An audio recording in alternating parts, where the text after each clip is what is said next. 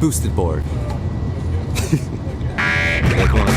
Alright, so we're doing a boosted board review here in the city. Got my boy Charlie. What's up? Tagging along today.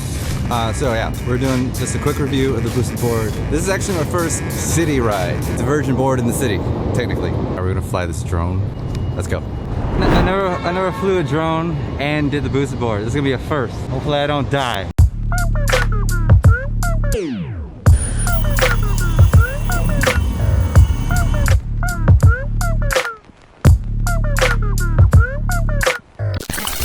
So when it comes to boosted board, the one important thing that I want to make sure is clear. The more torque you got with going, the more torque and the same torque you got braking. If you want to go, expect a stop. That is like my number one tip. Number two, should be number one, wear safety gear. You should have led with that if I'm real.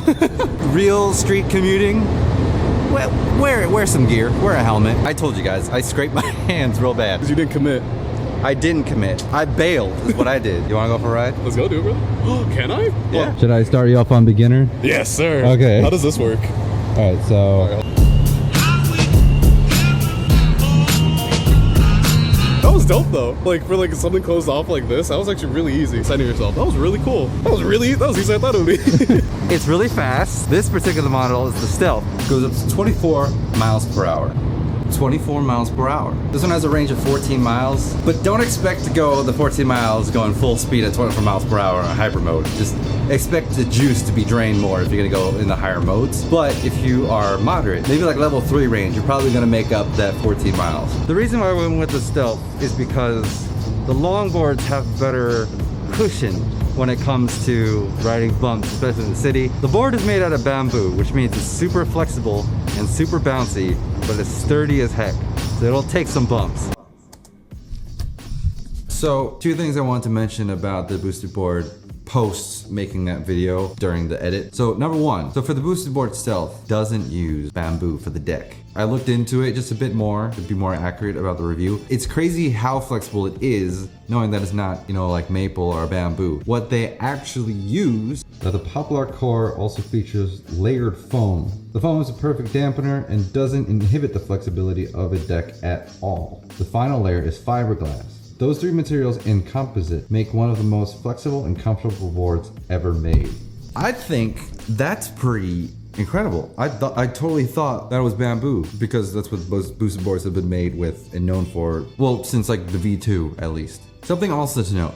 So you know how I put that like rounded thing at the bottom of the boosted board so I wouldn't scuff or wear the wood on the bottom? That doesn't really happen nearly as much with the boosted Stealth because of the board's deck being completely different materials. You can put down this board like you would the normal boosted boards and it would last. I don't know if it wouldn't degrade. I feel like it would degrade over time, but not nearly as much in being an issue as it was for the normal boosted boards. As far as the deck, that's the only other things I wanted to add to that for this review. Back to the video. What also helps with the bumps, the 58mm 78A soft wheels.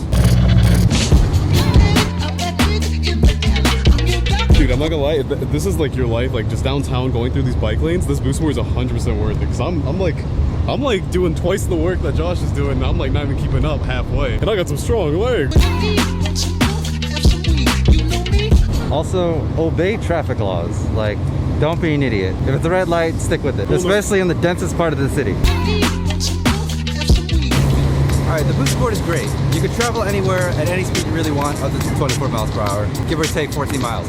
But what you want to keep in mind is, as great as it is, and as fast as it is, and as convenient as it is, the only problem I have, it's so big and heavy. You gotta have some muscles to carry this thing around. Disco.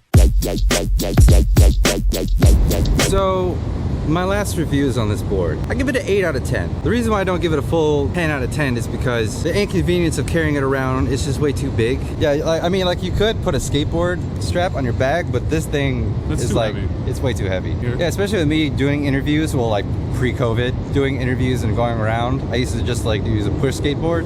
This would help out a lot. It's just the whole lugging a big old skateboard around, which makes it really difficult. But I give it an 8 out of 10 because 1, it's fun. 2, it's fast. 3, the range you can get because it has the extended battery. 4, really easy learning curve. Well, if you have a background in normal skateboarding, probably be easier for you. You've been on a board, you got it. Dope board. Can I get dope board in Helvetic font? Dope board. All right, that's it.